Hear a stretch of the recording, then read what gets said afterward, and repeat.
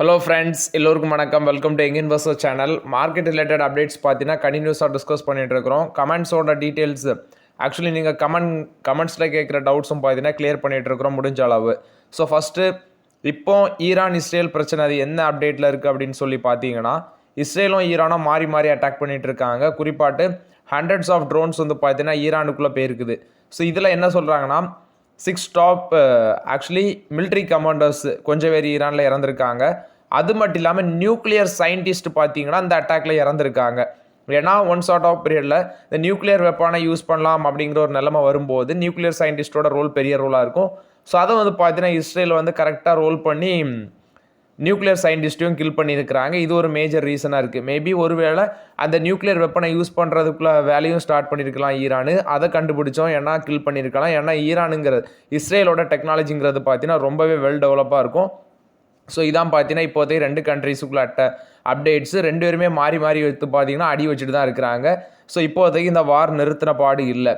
But Monday மார்க்கெட்டில் இது எப்படி இம்பேக்ட் ஆகும் அப்படின்னா, ஆயில் ஸ்டாக்ஸ் கண்டிப்பாக ப்ரெஷரில் தான் இருக்கும். ஆயில் ஸ்டாக்னா ஆயில் ஸ்டாக்கோட போகாது, கண்டிப்பாக பெயிண்ட் இண்டஸ்ட்ரி ப்ரெஷரில் இருக்கும். அடுத்து பார்த்தீங்கன்னா டயர் செக்டார் ப்ரெஷரில் இருக்கும். அதை மூலப்பொருளை வச்சு பிஸ்னஸ் பண்ணுற லூப்ரிகன்ஸ் கம்பெனி அதுவும் பார்த்தீங்கன்னா ப்ரெஷரில் தான் இருக்கும். ஸோ ஓவர்லாட்டு மேபி மார்க்கெட்டில் செல்லிங் ப்ரெஷரும் ஒரு பக்கம் இருக்கும். வெயிட் பண்ணி பார்க்கலாம் மண்டே மார்க்கெட் எப்படி இருக்குதுன்னு சொல்லி.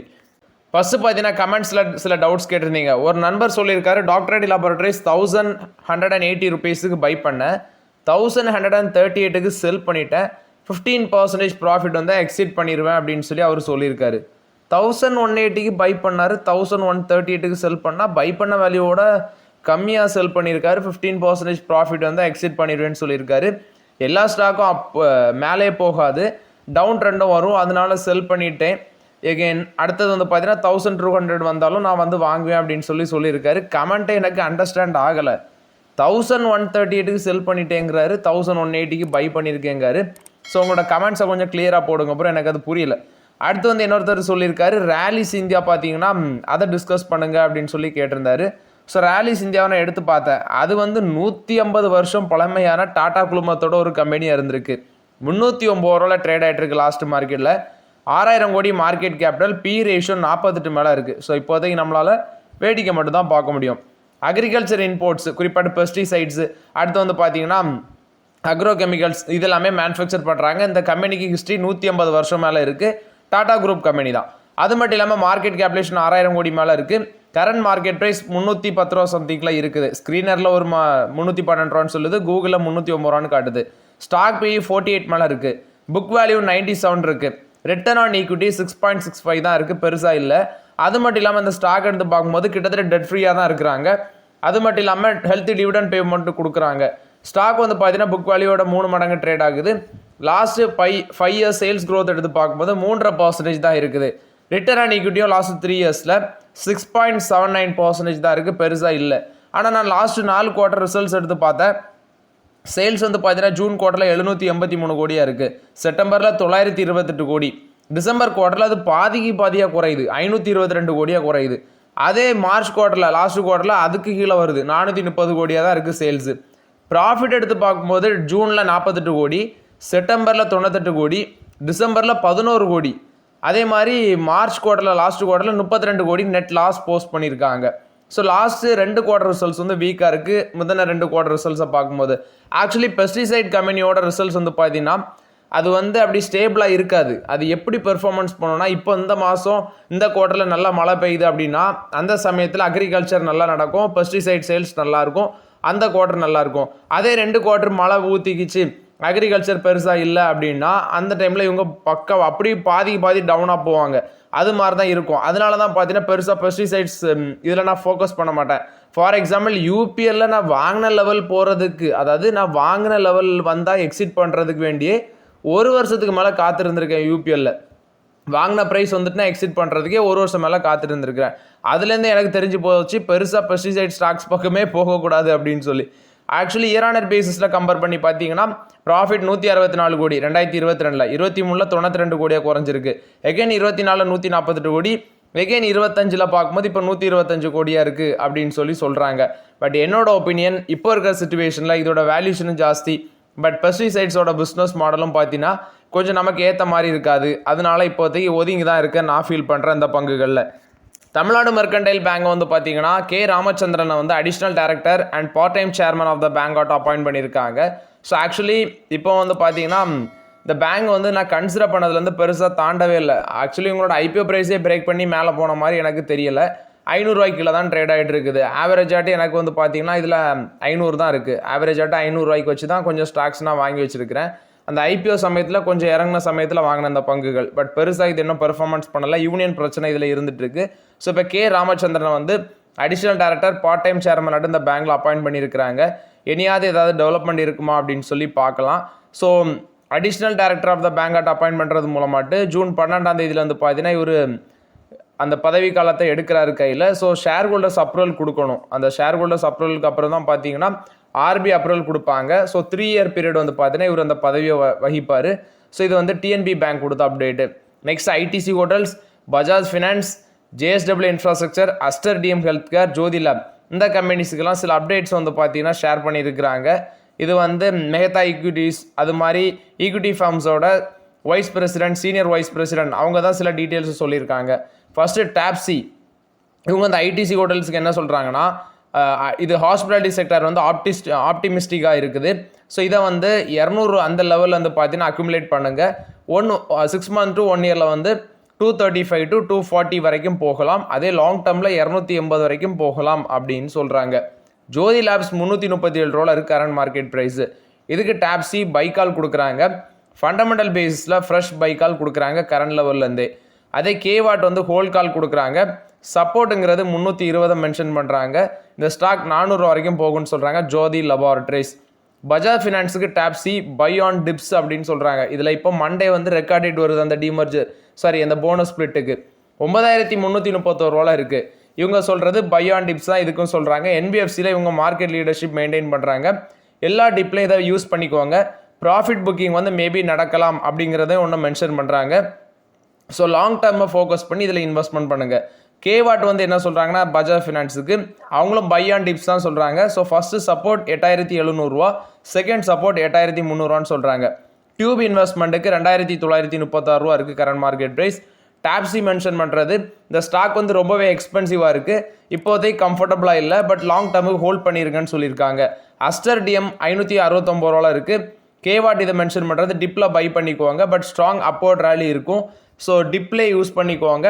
ஹை லெவலுங்கிறது 720 ரூபா வரைக்கும் போகலாம் அப்படிங்கிற ஒரு அப்டேட் சொல்லியிருக்காங்க. பட் இது வந்து 608 ரூபா அப்படிங்கிற லெவல் அதை வந்து பிரேக் பண்ணவும் சான்சஸ் இருக்குது. ஜேஎஸ்டபிள்யூ இன்ஃப்ராஸ்ட்ரக்சர் 302 ரூபாவில் இருக்குது. இந்த ஸ்டாக் வந்து சைட்வே ரேஞ்சில் இருக்குன்னு சொல்கிறாங்க. ஸ்டாக்கும் பார்த்தீங்கன்னா வெரி அட்ராக்டிவ் ரேஞ்சில் இருக்குது. ஃப்ரெஷ் ஹை வந்து 360 ரூபா வரைக்கும் போகலாம். 320 ரூபா அந்த லெவல் வரைக்கும் பார்த்தீங்கன்னா ஆட் பண்ணிக்கோங்கன்னு சொல்கிறாங்க. பஞ்சாப் நேஷனல் பேங்க்குக்கு வந்து 106 ரூபா கரண்ட் மார்க்கெட் ப்ரைஸ். கேவாட் வந்து இதை எக்ஸிட் பண்ண சொல்கிறாங்க. ஆக்சுவலி இதில் ஒரு சைட்வே ரேஞ்ச் இருக்குது. 110 ரூபா டு 92 ரூபா அந்த ரேஞ்ச் வரைக்கும் தான் இதில் இருக்கும். இந்த ஸ்டாக் வந்து பார்த்தீங்கன்னா ரெசிஸ்டன்ஸில் இருக்குது இந்த லெவலில் அப்படின்னு சொல்லி மென்ஷன் பண்ணியிருக்காங்க. இதை எக்ஸிட் பண்ணுறது நல்லதுன்னு சொல்கிறாங்க. கல்யாண் ஜுவல்லர்ஸில் என்ன சொல்கிறாங்கன்னா 518 ரூபா டார்கெட் இது கரண்ட் மார்க்கெட் ப்ரைஸு. இது ப்ராடர் ரேஞ்சில் ட்ரேட் ஆகுது. 591 ரூபாலேருந்து 425 ரூபா அந்த லெவல் வரைக்கும் இருக்கலாம் அப்படிங்கிற ஒரு அப்டேட் சொல்கிறாங்க.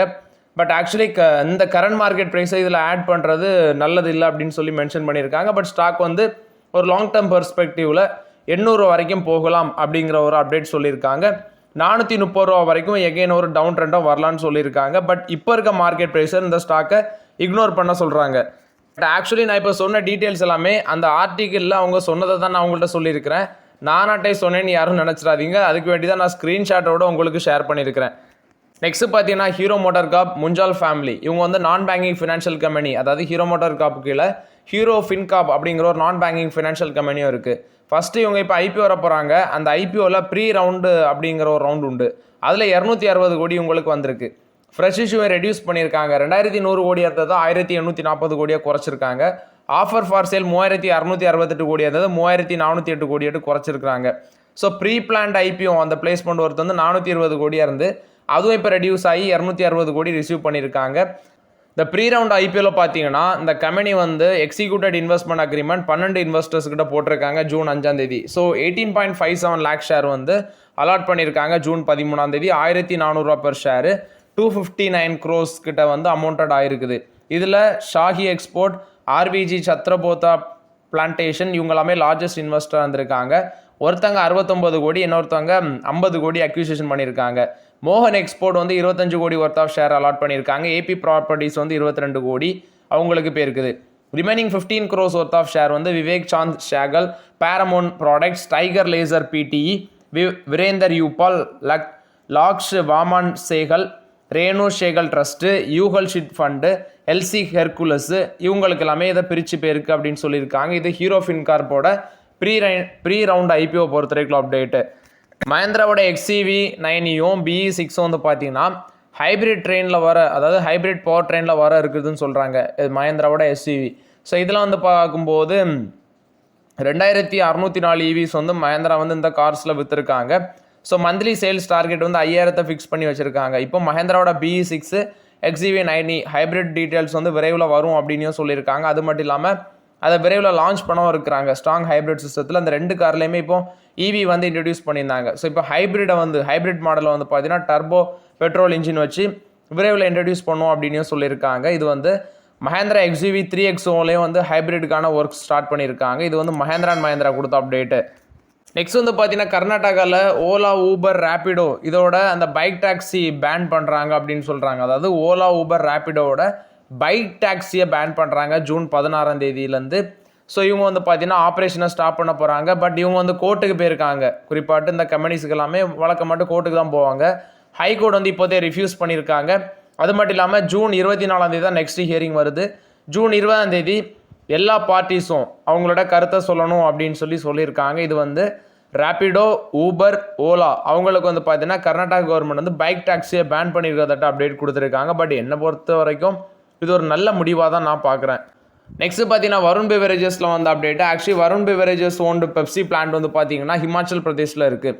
ஸோ ஆக்சுவலி அங்குள்ள வில்லேஜஸ் என்ன சொல்கிறாங்கன்னா கிரவுண்ட் வாட்டர் லா வயலேஷன் வந்து இவங்க மீறாங்க அப்படின்னு சொல்லி அந்த பிளான்ட்டை க்ளோஸ் பண்ணணும். அதாவது மேலூட் கந்தோரி வில்லேஜில் இருக்க பக்கத்தில் இருக்க பிளான்ட்டை வந்து க்ளோஸ் பண்ணணும். வருண் பெவரேஜஸ் லிமிடெடுக்கு எகெயின்ஸ்டாட் வந்து பார்த்தீங்கன்னா அங்குள்ள மக்கள் வந்து போராட்டம் பண்ணுறாங்க. ஏன்னா இவங்க கிரவுண்ட் வாட்டரை அதிகமாட்டு எடுக்கிறதுனால மக்களுக்கு யூஸ் பண்ண முடியல அப்படிங்கிற பிரச்சனை அங்கே போயிட்டுருக்குது. ஸோ மேபி வந்து பார்த்தீங்கன்னா கவர்மெண்ட் என்ன முடிவு எடுப்பாங்கன்னு தெரில. ஏன்னா 268 கோடி இன்வெஸ்ட்மெண்ட்டுக்கு ஃபவுண்டேஷன் போட்டாச்சு. டிசம்பர் 2023 தான் ஃபவுண்டேஷன் போட்டாங்க. பட் இப்போ மக்கள் எதிர்ப்பு தெரிவிக்கிறாங்க. என்ன நடக்க போகுது அப்படின்னு சொல்லி வெயிட் பண்ணி பார்க்கலாம். இது வருண் பெவரேஜஸுக்கு வந்து ஒரு தலடியாக இருக்குது. நெக்ஸ்ட் பார்த்தீங்கன்னா ஜெஃப் பெசோஸ் வந்து வேர்ல்டு செகண்ட் ரிச்சஸ்ட் டைட்டில் அதை லாஸ் பண்ணியிருக்காரு. ஒராக்கிள் லாரி எலிசன் அவர் வந்து செகண்ட் பொசிஷனுக்கு வந்துட்டார். ஆக்சுவலி $26 பில்லியன் வந்து லாஸ்ட் வீக் ஆட் ஆகி அவர் ஜூன் 12ஆம் தேதி $243 பில்லியன் இருக்கு அவரோட அசட் வேல்யூ. எலிக்சனுக்கு அடுத்தால ஜெஃப் பெசோஸுக்கு $227 பில்லியன் இருக்குது. ஜுகர்பர்க் வந்து பார்த்தீங்கன்னா மார்க் ஜுகர்பர்க்கு $239 பில்லியன் இருக்குது. ஸோ ஜெஃப் பெசோஸ் அவருக்கு பொறுத்தல போயிட்டார். ஃபஸ்ட்டு டெஸ்லாவோட எலன் மஸ்க் தான் $407 பில்லியன் டோட்டலாட்டு அவருக்கு இருக்குது. ஃபஸ்ட்டு அவர் இருக்காரு, ரெண்டாவது எலிசன் இருக்காரு, மூணாவது ஜுகர்பர்க், நாலாவது பார்த்தீங்கன்னா ஜெஃப் பெசோஸ் இருக்கிறாரு. கிட்டத்தட்ட 2017 தான் ஜெஃப் பெசோஸ் வந்து வேர்ல்டு செகண்ட் ரிச்சஸ்ட் பொசிஷனுக்கு வந்தார். அப்போ வந்து பார்த்தீங்கன்னா $75.6 பில்லியன் இருந்துச்சு. இப்போ அவரோட வேல்யூ வந்து பார்த்தாலும் அவர் 4th பொசிஷனுக்கு போயிட்டார் ஆக்சுவலி. ஸோ இது ஜெஃப் பெசோஸை பொறுத்த வரைக்கும் அப்டேட்டு. HAL பார்த்தீங்கன்னா 343 கோடி இன்வெஸ்ட்மெண்ட் பண்ண போகிறாங்க நாசிக் ஏர்போர்ட்டில் நியூ ரன்வே பண்ணுறதுக்கு 343 கோடி இன்வெஸ்ட்மெண்ட் பண்ண போகிறாங்க அப்படின்னு சொல்லி அப்டேட் கொடுத்துருக்காங்க. இது வந்து நாசிக் ஏர்போர்ட், குறிப்பாட்டு எக்ஸிஸ்டிங் நாசிக் ஏர்போர்ட்டில் தான் இதை பண்ண போகிறாங்க. ஸோ கிட்டத்தட்ட வந்து பார்த்தீங்கன்னா 2026 to 28 அதுக்குள்ளே அதை முடிக்க பார்ப்பாங்க. ஸோ இது வந்து பார்த்தீங்கன்னா HAL ஹிந்துஸ்தான் ஏரோநாட்டிக்ஸ் லிமிடெட் கொடுத்த அப்டேட்டு. ஆர்விஎன்எல் வந்து ரஷ்யாவை சேர்ந்த ரோசட்டாம் அவங்களோட கூட பேச்சுவார்த்தையில் இருக்கிறாங்க. எதுக்குன்னு பார்க்கும்போது நியூக்ளியர் ரியாக்டர்ஸ் அவங்களோட 4 பிக் ரயில்வே ப்ராஜெக்ட்ஸு செட்டப் பண்ணுறதுக்கு கிட்டத்தட்ட 55 மெகாவாட் அவங்களோட 4 ரயில்வே ப்ராஜெக்ட்டுக்கு 55 மெகாவாட் வேல்யூக்கு வந்து நியூக்ளியர் ரியாக்டர்ஸ் செட்டப் பண்ணுறதுக்கு பேச்சுவார்த்தையில் இருக்கிறாங்க அப்படின்னு சொல்லி ஆர்விஎன்எல் வந்து அப்டேட் கொடுத்துருக்காங்க. இது ஆர்விஎன்எல் கொடுத்த அப்டேட்டு.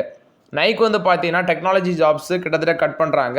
$2 பில்லியன் அளவுக்கு காஸ்ட் சேவிங் பிளானில் தான் கிட்டத்தட்ட 740 ஜாப்ஸ் வந்து அவங்க கட் பண்ண இருக்கிறதாட்ட அப்டேட் கொடுத்துருக்காங்க. இது நைக்கி கொடுத்த அப்டேட்டு. ஸோ ஓகே ஃப்ரெண்ட்ஸ், இந்த வீடியோவில் சில இம்பார்ட்டன்ட் அப்டேட்ஸ் எல்லாமே டிஸ்கஸ் பண்ணோம். அந்த வீடியோ உங்களுக்கு பயனுள்ளதாக இருந்துச்சுன்னா லைக் பண்ணுங்கள், சப்ஸ்கிரைப் பண்ணுங்கள், கமெண்ட் பண்ணுங்கள். Okay friends, thank you.